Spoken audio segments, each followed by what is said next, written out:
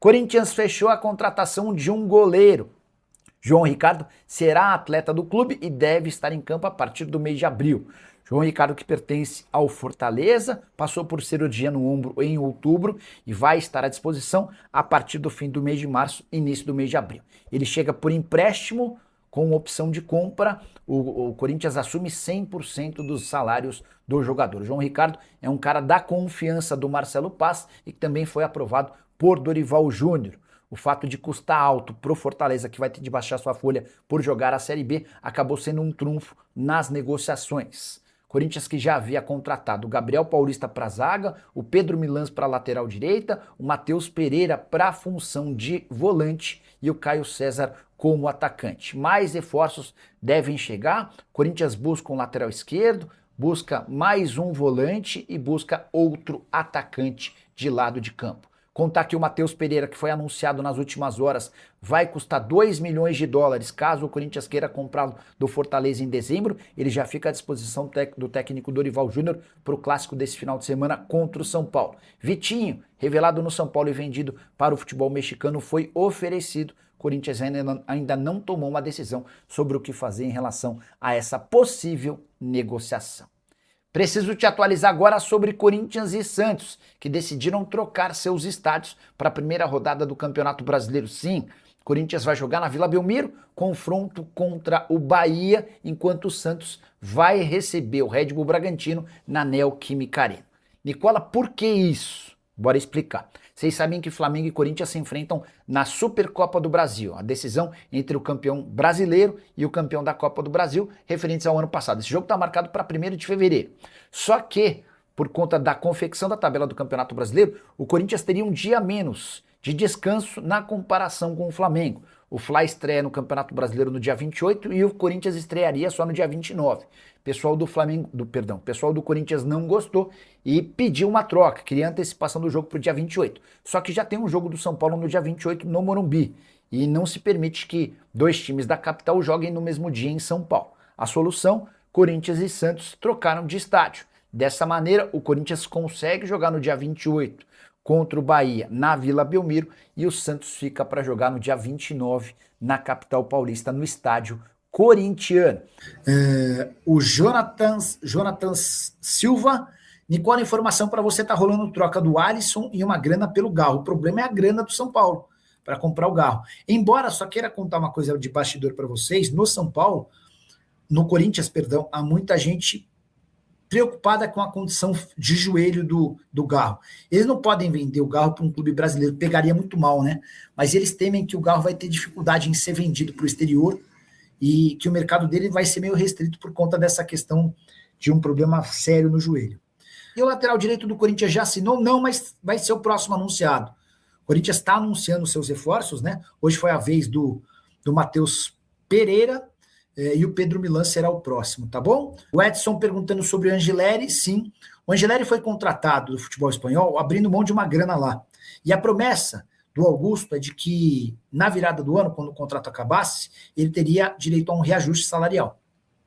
Só que mudou o presidente e o Stabile, para fazer valer aquilo que está estabelecido no orçamento, na projeção orçamentária, ele precisa reduzir a folha em 5 milhões de reais. Para reduzir a folha, o Corinthians não consegue dar o aumento que o Angileri quer. E o Angileri está batendo na tecla de que não quer ficar se não tiver aumento.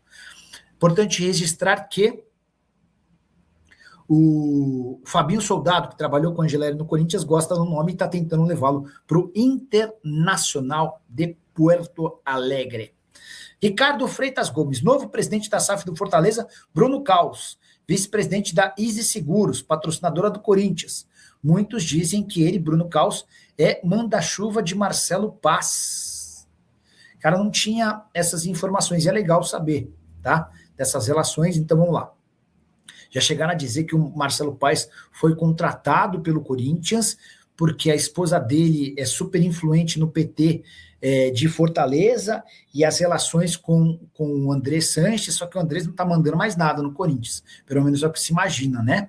E agora o Ricardo traz essa informação de que o novo presidente da SAF do Fortaleza, o Bruno Caos, é vice-presidente da Easy Seguros, patrocinadora nas costas do Corinthians, né? O acordo, inclusive, girava na casa dos 11 milhões de reais.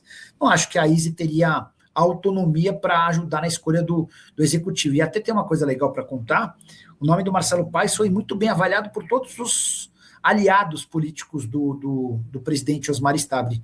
Quando surgiu esse nome, todo mundo, pô, legal, vai embora, segue em frente, tá bom? Tem Martínez por Alisson, a chance zero? Zero, tá bom? Beleza.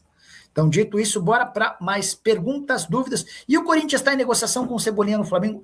Tecel é quem pergunta. Tecel, o Cebolinha e o Michael são 2 alvos do Corinthians. Mas como assim? O clube negocia com os dois? Sim. Ele procura o Flamengo, procura os representantes do atleta para entender qual negócio é menos difícil. O Cebolinha, na teoria, seria mais simples, porque o contrato dele se encerra em dezembro. Ele já pode assinar a partir de julho um pré-contrato. Só que o Cebolinha custou muito mais dinheiro. Cebolinha chegou ao clube por 13 milhões e meio de euros. E o Flamengo tenta renovar o contrato do Cebolinha agora ou vendê-lo já, tá? Então esse é o grande ponto. Com o Michael, ele chegou bem mais barato, só não lembro se foi de graça, acho que inclusive o Michael chegou de graça, vou confirmar para não falar bobagem, né? Michael, eu tenho quase toda certeza que ele acaba o contrato lá e chega sem custo, até por isso ele chegou com um salário mais alto de 1,5, né? Chegou a custo zero, é isso mesmo. O contrato dele no Al Hilal havia acabado. Então, pro Flamengo é muito mais tranquilo abrir mão do Michael do que abrir mão do Cebolinha. Abrir mão do Michael é abrir mão de alguém que chegou a custo zero. Abrir mão do Cebolinha é perder 13 milhões e meio de euros, tá bom? Eu ia falar sobre o Michael. Hoje eu conversei com uma pessoa do Santos para perguntar, e aí, vai rolar, não vai rolar? Como é que tá essa história do Michael? E essa pessoa disse que há um problema com luvas que estão sendo debatidas entre o Flamengo e o Michael. E essa pessoa contou que o Corinthians e que o Internacional querem muito o Michael. Corinthians e Inter querem Michael. Eu tinha esquecido de publicar e de falar em vídeo e tal. Então, foi até legal você ter feito essa pergunta. Já até anotei aqui no meu bloquinho de notas, porque amanhã eu vou explicar com mais detalhes essa história no vídeo. Segundo essa fonte do Santos, o Corinthians é o maior interessado. É o grande concorrente, é o maior rival do Santos nessa tratativa com o Flamengo, tá bom?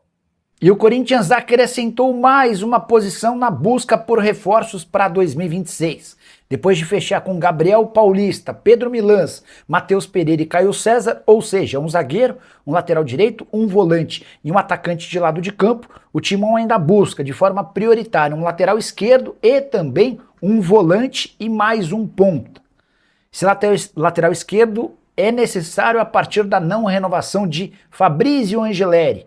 Tratativas para renovação do contrato do jogador acontecem há mais de um mês e não avançaram. Tudo porque quando ele deixa o futebol espanhol e vem para o Brasil, ele recebe a promessa do Augusto Melo de que em dezembro teria direito a um reajuste salarial. O Augusto foi embora, nova diretoria entende que precisa reduzir em pelo menos 30% o custo da folha salarial para 2026 e o Corinthians não é capaz de alcançar as cifras pedidas pelo Angeleri. Até por isso, já há um mapeamento, especialmente no mercado brasileiro, para a contratação de alguém que possa concorrer com o Matheus Bidu.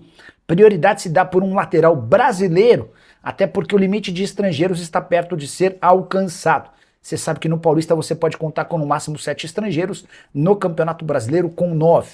O volante dos sonhos no Corinthians hoje é Alisson, que pertence ao São Paulo, é um pedido expresso de Dorival Júnior, embora Alan do Flamengo também esteja na parada. Por que eu citei mais um ponto? Além do Caio César, o Corinthians entende que precisa de um outro jogador de velocidade, até porque perdeu 2 atletas nessa função. Romero e Thales Magno não tiveram seus contratos renovados. A saideira sobre o Timão, Matheus Pereira, enfim, foi anunciado. Volante contratado por empréstimo junto ao Fortaleza, empréstimo com compensação financeira. O Corinthians assume 100% dos seus salários e já sabe quanto vai precisar gastar se quiser comprá-lo no fim do ano. Fala pessoal, estamos aí com atualizações importantes do Corinthians. Se inscreva e ative o sininho para receber mais atualizações do Timão. Deixe seu like, que é muito importante para o crescimento do canal. Utilize o espaço aqui embaixo para registrar sua opinião. Ficamos por aqui com mais esse giro de notícias. Um abraço e até o próximo vídeo.